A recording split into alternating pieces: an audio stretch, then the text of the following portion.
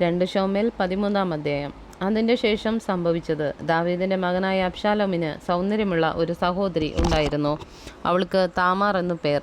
ദാവീദിൻ്റെ മകനായ അമ്നോന് അവളിൽ പ്രേമം ജനിച്ചു. തൻ്റെ സഹോദരിയായ താമാർ നിമിത്തം മാലുമുഴുത്തിട്ട് അമ്നോൻ രോഗിയായിത്തീർന്നു.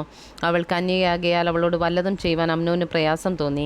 എന്നാൽ അമ്നോന് ദാവീദിൻ്റെ ജ്യേഷ്ഠനായ ശിമെയുടെ മകനായ യോനാദാബ് എന്നു പേരുള്ള ഒരു സ്നേഹിതനുണ്ടായിരുന്നു. യോനാദാബ് വലിയ ഉപായിയായിരുന്നു.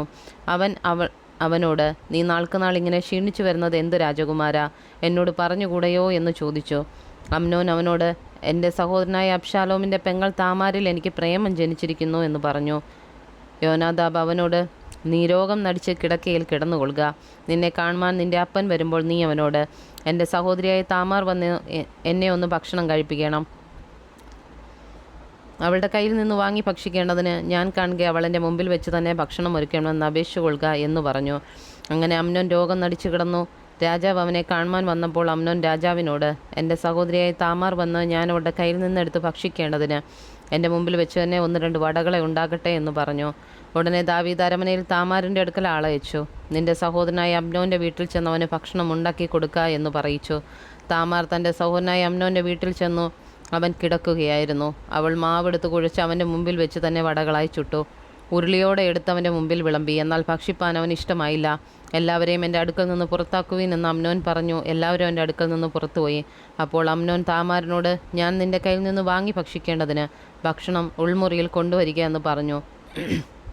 താമാർ താൻ ഉണ്ടാക്കിയ വടകളെ എടുത്ത് ഉൾമുറിയിൽ സഹോദരനായ അമ്നോൻ്റെ അടുക്കൽ കൊണ്ടുവന്നു.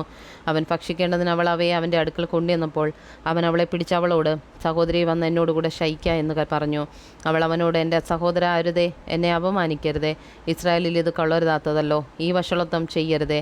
എൻ്റെ അപമാനം ഞാൻ എവിടെ കൊണ്ടുപോയി വയ്ക്കും? നീയും ഇസ്രായേലിൽ വഷളന്മാരുടെ കൂട്ടത്തിലായി പോകുമല്ലോ. നീ രാജാവിനോട് പറക, അവൻ എന്നെ നിനക്ക് തരാതിരിക്കില്ല എന്ന് പറഞ്ഞു. എന്നാൽ അവൻ അവളുടെ വാക്ക് കേൾപ്പാൻ മനസ്സില്ലാതെ അവളെക്കാൾ ബലമുള്ളവനാകൊണ്ട് ബലാത്കാരം ചെയ്ത് അവളോടുകൂടെ ശയിച്ചു. പിന്നെ അമ്നോൻ അവളെ അത്യന്തം വെറുത്തു. അവൻ അവളെ സ്നേഹിച്ച സ്നേഹത്തെക്കാൾ അവളെ വെറുത്ത വെറുപ്പ് വലുതായിരുന്നു. എഴുന്നേറ്റ് പോകുകയെന്ന് അമ്നോൻ അവളോട് പറഞ്ഞു. അവൾ അവനോട്, അങ്ങനെ അരുത്. നീ എന്നോട് ചെയ്ത മറ്റേ ദോഷത്തേക്കാൾ എന്നെ പുറത്താക്കി കളയുന്ന ഈ ദോഷം ഏറ്റവും വലുതായിരിക്കുന്നെന്ന് പറഞ്ഞു. എന്നാൽ അവൻ അവളുടെ വാക്ക് കേൾപ്പാൻ മനസ്സായില്ല. അവൾ തനിക്ക് ശുശ്രൂഷ ചെയ്യുന്ന ബാലിക്കാരനെ വിളിച്ചവനോട്, ഇവളെ ഇവിടെ നിന്ന് പുറത്താക്കി വാതിലടച്ചു കളക എന്ന് പറഞ്ഞു. അവൾ നിലയങ്കി ധരിച്ചിരുന്നു. രാജകുമാരികളായ കന്യകമാർ ഇങ്ങനെയുള്ള വസ്ത്രം ധരിക്കുക പതിവായിരുന്നു. ബാലിക്കാരൻ അവളെ പുറത്താക്കി വാതിലടച്ചു കളഞ്ഞു. അപ്പോൾ താമാർ തലയിൽ വെണ്ണീർ വാരിയിട്ട് താൻ ധരിച്ചിരുന്ന നിലയെങ്കിൽ കീറി തലയിൽ കയ്യും വെച്ച് നിലവിളിച്ചും കൊണ്ട് നടന്നു. അവളുടെ സഹോദരനായ അബ്ശാലോം അവളോട്, നിന്റെ സഹോദരനായ അമ്നോൻ നിന്റെ അടുക്കലായിരുന്നുവോ? ആകട്ടെ സഹോദരിയെ മിണ്ടാതിരിക്കുക, അവൻ നിന്റെ സഹോദരനല്ലോ, ഈ കാര്യം മനസ്സിൽ വയ്ക്കരുതെന്ന് പറഞ്ഞു. അങ്ങനെ താമാർ തൻ്റെ സഹോദരനായ അബ്ശാലോമിൻ്റെ വീട്ടിൽ ഏകാഗിയായി പാർത്തു. ദാവീദ് രാജാവ് ഈ കാര്യമൊക്കെയും കേട്ടപ്പോൾ അവൻ്റെ കോപം ഏറ്റവും ജ്വലിച്ചു. എന്നാൽ അബ്ശാലോം അമ്നോനോട് ഗുണമോ ദോഷമോ ഒന്നും സംസാരിച്ചില്ല. തൻ്റെ സഹോദരിയായ താമാറിനെ അമ്നോൻ അവമാനിച്ചതുകൊണ്ട് അബ്ശാലോം അവനെ ദ്വേഷിച്ചു. 2 സംവത്സരം കഴിഞ്ഞ ശേഷം അബ്ശാലോമിന് എഫ്രയീമിന് സമീപത്തുള്ള ബാൽ ഹസോരിൽ ആടുകളെ രോമം കത്രിക്കുന്ന അടിയന്തരമുണ്ടായിരുന്നു. അബ്ശാലോം രാജകുമാരന്മാരെയൊക്കെയും ക്ഷണിച്ചു. അബ്ശാലോം രാജാവിൻ്റെ അടുക്കലും ചെന്നു. അടിയൻ ആടുകളെ രോമം കത്രിക്കുന്ന അടിയന്തരമുണ്ട്. രാജാവും ഭൃത്യന്മാരും അടിയനോടുകൂടെ വരയണമേ എന്ന് അപേക്ഷിച്ചു. രാജാവ് അബ്ശാലോമിനോട്, വേണ്ട മകനെ, ഞങ്ങളെല്ലാവരും വന്നാൽ നിനക്ക് ഭാരമാകുമെന്ന് പറഞ്ഞു. അവനെ നിർബന്ധിച്ചിട്ട് പോകുവാൻ മനസ്സാകാതെ അവനെ അനുഗ്രഹിച്ചു. അപ്പോൾ അബ്ശാലോം, അങ്ങനെയെങ്കിൽ എൻ്റെ സഹോദരൻ അമ്നോൻ ഞങ്ങളോടുകൂടെ പോരട്ടെ എന്ന് പറഞ്ഞു. രാജാവ് അവനോട്, അവൻ പോരുന്നത് എന്തിനെന്ന് പറഞ്ഞു. എങ്കിലും അബ്ശാലോം നിർബന്ധിച്ചപ്പോൾ അവൻ അമ്നോനെയും രാജകുമാരന്മാരെയൊക്കെയും അവനോടുകൂടെ അയച്ചു. എന്നാൽ അബ്ശാലോം തൻ്റെ ബാല്യക്കാരോട്, നോക്കിക്കൊള്ളുവീൻ, അമ്നോൻ വീഞ്ഞു കുടിച്ച് ആനന്ദിച്ചിരിക്കുന്ന നേരം ഞാൻ നിങ്ങളോട് അമ്നോനെ അടിച്ചു കൊല്ലുവീൻ എന്ന് പറയുമ്പോൾ നിങ്ങളവനെ കൊല്ലുവീൻ. ഭയപ്പെടരുത്, ഞാനല്ലയോ നിങ്ങളോട് കൽപ്പിച്ചത്? നിങ്ങൾ ധൈര്യപ്പെട്ട് ശൂരന്മാരായിരിപ്പീൻ എന്ന് കൽപ്പിച്ചു. അബ്ശാലോം കൽപ്പിച്ചതുപോലെ അബ്ശാലോമിൻ്റെ ബാലിക്കർ അമ്നോനോട് ചെയ്തു. അപ്പോൾ രാജകുമാരന്മാരൊക്കെയും എഴുന്നേറ്റ് താൻ തൻ്റെ കോവർ കഴുതപ്പുറത്ത് കയറി ഓടിപ്പോയി. അവർ വഴിയിലായിരിക്കുമ്പോൾ തന്നെ അബ്ശാലോം രാജകുമാരന്മാരെയൊക്കെയും കൊന്നുകളഞ്ഞു. അവരിൽ ഒരുത്തനും ശേഷിച്ചില്ല എന്ന് ദാവീദിന് വർത്തമാനമെത്തി. അപ്പോൾ രാജാവ് എഴുന്നേറ്റ് വസ്ത്രം കീറി നിലത്ത് കിടന്നു. അവൻ്റെ സകല ഭൃത്യന്മാരും വസ്ത്രം കീറി അരികെ നിന്നു.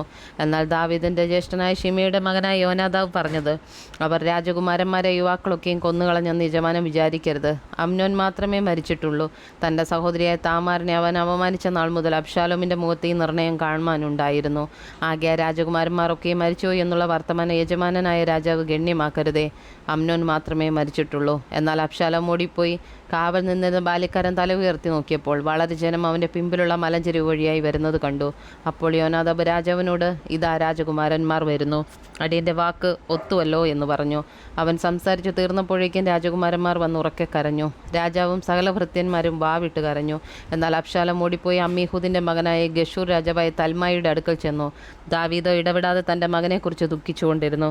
ഇങ്ങനെ അബ്ശാലോം ഗെഷൂരിലേക്ക് ഓടിപ്പോയി 3 സംവത്സരം അവിടെ താമസിച്ചു. എന്നാൽ ദാവീദ് രാജാവ് അബ്ശാലോമിനെ കാണുവാൻ വാഞ്ചിച്ചു. മരിച്ചുപോയ അബ്നോനെക്കുറിച്ചുള്ള ദുഃഖത്തിന് ആശ്വാസം വന്നിരുന്നു.